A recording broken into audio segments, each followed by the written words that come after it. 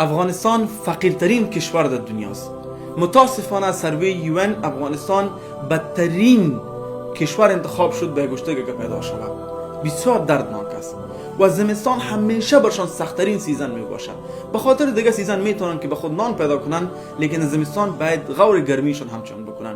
زیادترین مردم زندگیشون از دست دادن، اشتکای خرد مردن به خاطر کمپل نبود که خدا گرم کنن. و می خاطر سر کل مردم ما صدا میکنم، در هر جای دنیا که هستین بیاین به فقرا دست بدیم، بیایم که به اونا غورشون بکنیم، یک کمپل جاکت برش بخوریم. از ما چیز نمیره، فقط $10 میتونه که کشتگی یتیم به کل زمستان گرم کنه.